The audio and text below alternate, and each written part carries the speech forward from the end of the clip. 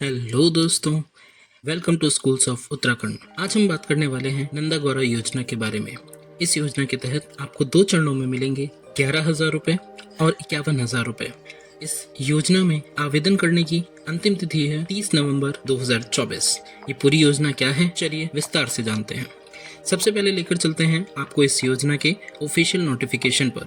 यह योजना महिला सशक्तिकरण एवं बाल विकास उत्तराखंड के द्वारा संचालित की जाती है। आप सभी अपने स्क्रीन पर देख सकते हैं इस योजना का जो ऑफिशियल नोटिफिकेशन जारी किया गया है। इस नोटिफिकेशन में जो जारी करने की तिथि दी गई है वो है 12 जुलाई 2024 और इसमें आपको 2 चरणों में, यानी कि जब आपके यहाँ किसी कन्या शिशु का जन्म होता है, लड़की का जन्म होता है, तो आपको 11,000 रुपये, और जब वह कन्या कक्षा 12 यानी कि 12th पास कर लेती है उस समय आपको 51,000 रुपये की धनराशि प्राप्त होती है। इस योजना में कैसे अप्लाई करना है ये हम आपको विस्तार से बताते हैं।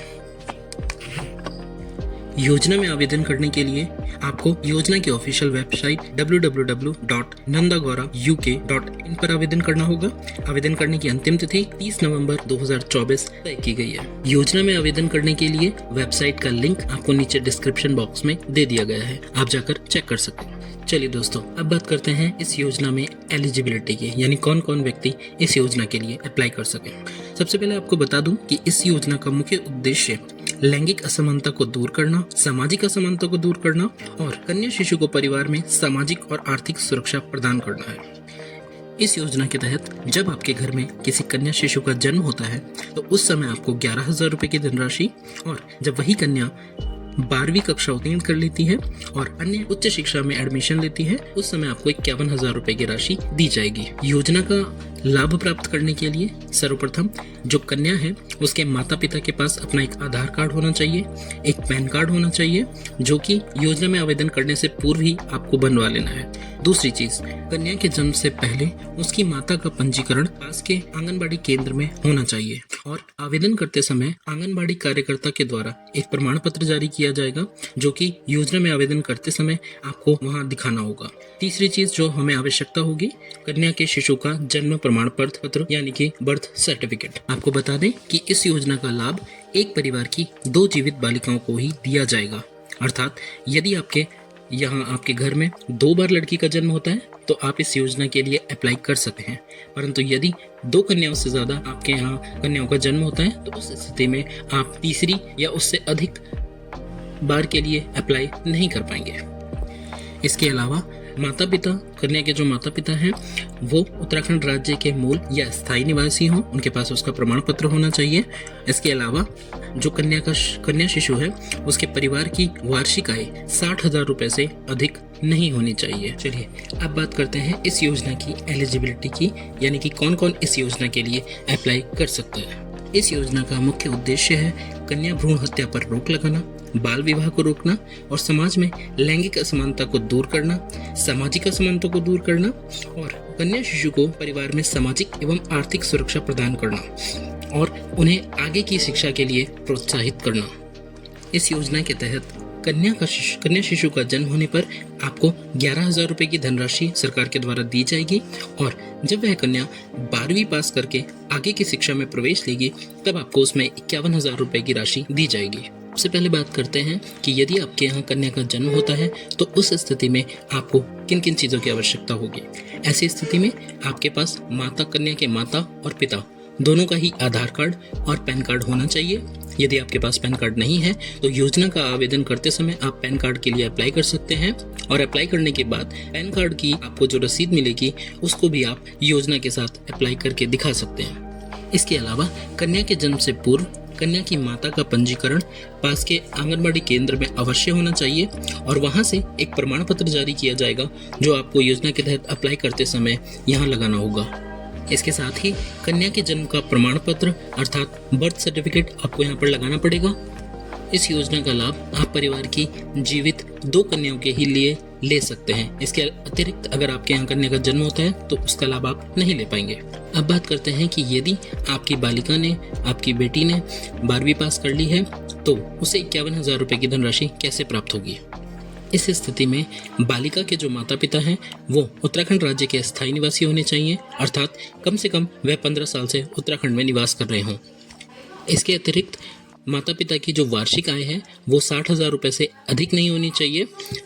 इसके लिए माता पिता को अपना आय प्रमाण पत्र वहाँ देना होगा। इसके साथ ही कन्या का जन्म किसी भी सरकारी अस्पताल, निजी अस्पताल या अगर आप ग्रामीण क्षेत्र में रह रहे हैं तो आपके ग्राम में भी हो सकता है। इससे संबंधित दस्तावेज यानी कि कन्या के जन्म का प्रमाण पत्र सरकारी अस्पताल या निजी अस्पताल से और उसका एक लिखित प्रमाण पत्र अस्पताल के द्वारा देना होगा। यदि आप ग्रामीण क्षेत्र में रहते हैं तो उस स्थिति में आपके जो पार्षद हैं या फिर आपके जो ग्राम प्रधान हैं उनके द्वारा एक लिखित प्रमाण पत्र आपको लेना होगा कि इस कन्या का जन्म यहाँ इस ग्राम में हुआ है। आपको बता दें कि यदि आप उत्तराखंड के स्थायी या मूल निवासी हैं तो यदि आपकी कन्या का जन्म किसी अन्य प्रदेश यानी कि दिल्ली, यूपी, हरियाणा अन्य किसी राज्य में होता है उस स्थिति में भी आप इस योजना के तहत अप्लाई कर सकते हैं। चलिए अब बात करते हैं कि यदि कन्या ने कक्षा 12 उत्तीर्ण कर ली है तो उस स्थिति में आपको किन किन चीज़ों की आवश्यकता होगी।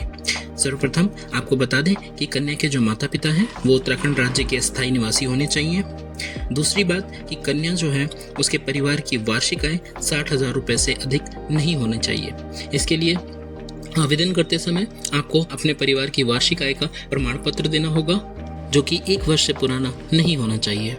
इसके साथ ही आपको कन्या का आधार कार्ड और पैन कार्ड भी चाहिए और यदि कन्या का पैन कार्ड नहीं है तो आप उसके लिए अप्लाई कर सकते हैं और अप्लाई करने के बाद जो आपको पैन कार्ड की रसीद मिलेगी उसको भी आप आवेदन के साथ लगा सकते हैं। आपको बता दें कि 12वीं पास करते समय जो 12वीं कक्षा है ये कन्या ने किसी राजकीय मान्यता प्राप्त संस्थान से या किसी अशासकीय विद्यालय से उत्तीर्ण की हो। अगर किसी कन्या ने अपनी परीक्षा किसी निजी विद्यालय से पास की है तो उस स्थिति में उसका प्रवेश RTE के अंतर्गत होना चाहिए।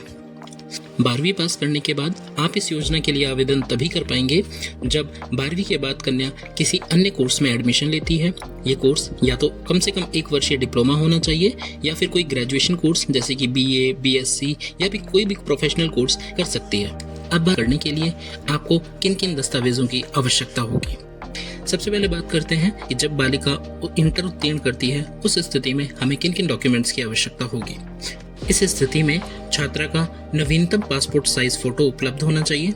ये फोटो बहुत ज़्यादा पुराना नहीं होना चाहिए। इसके अलावा छात्रा के हस्ताक्षर जो कि एक व्हाइट पेपर में किए जा सकते हैं उन हस्ताक्षर की आवश्यकता होगी। छात्रा के अलावा माता पिता के हस्ताक्षर की आवश्यकता होगी जो कि आपको वेबसाइट पर अपलोड करने होंगे।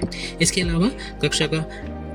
अलावा छात्रा का हाई स्कूल का प्रमाण पत्र आपको अपलोड करना होगा और छात्रा का 12वीं कक्षा का उत्तीर्ण अंक प्रमाण पत्र भी आपको अपलोड करना होगा।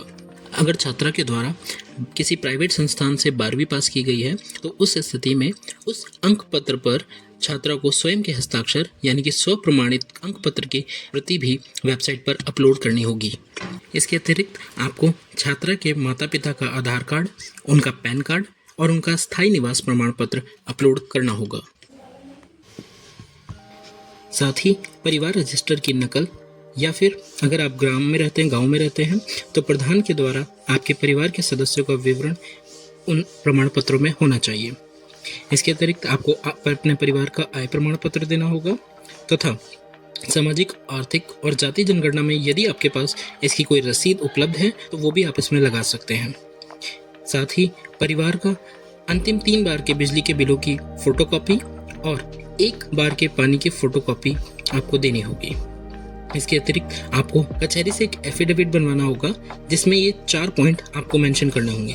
पहला पॉइंट है कि मैं प्रमाणित करता हूँ या करती हूँ। अगर आप पिता के द्वारा एफिडेविट बनवाया जा रहा है तो वे लिखेंगे मैं प्रमाणित करता हूँ कि यह लाभ मेरी प्रथम या द्वितीय पुत्री के द्वारा लिया जा रहा है और ये जो मेरी पुत्री है ये अविवाहित है। ये एक बहुत महत्वपूर्ण शर्त है कि जिस भी लड़की के लिए आप नंदा गौरा योजना में आवेदन कर रहे हैं उसकी वैवाहिक स्थिति अविवाहित होनी चाहिए।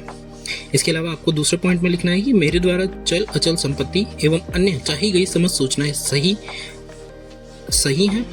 मेरे द्वारा किसी भी तथ्य को छुपाया नहीं गया है और मेरे द्वारा परिवार के समस्त खातों का विवरण 1 वर्ष के स्टेटमेंट सहित दे दिया गया है। यहाँ पर आपको अन्य डॉक्यूमेंट्स के साथ अपना माता पिता के अकाउंट का 1 वर्ष का स्टेटमेंट भी देना होगा। इसके अतिरिक्त बालिका के बैंक पासबुक की फोटोकॉपी और अपने परिवार के यानी कि माता और पिता की फोटोकॉपी और बैंक का 1 साल का स्टेटमेंट भी आपको देना होगा। इसके अतिरिक्त कक्षा 12 उत्तीर्ण करने के बाद बालिका जिस कोर्स में एडमिशन ले रही है वहां से संबंधित जो भी दस्तावेज हैं वो भी आपको यहाँ पर लगाने होंगे। अब बात करते हैं कि यदि आपके यहाँ कन्या का जन्म हो रहा है उस स्थिति में आपको किन किन कागजों की आवश्यकता होगी।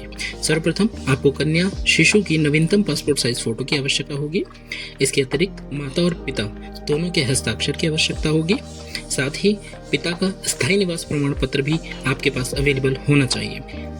साथ ही परिवार रजिस्टर की नकल या आपके जो ग्राम प्रधान हैं या जो पार्षद हैं उनके द्वारा दिया गया एक प्रमाण पत्र जिसमें आपके परिवार के सभी सदस्यों का विवरण हो, ऐसा प्रमाण पत्र आपको प्रस्तुत करना होगा।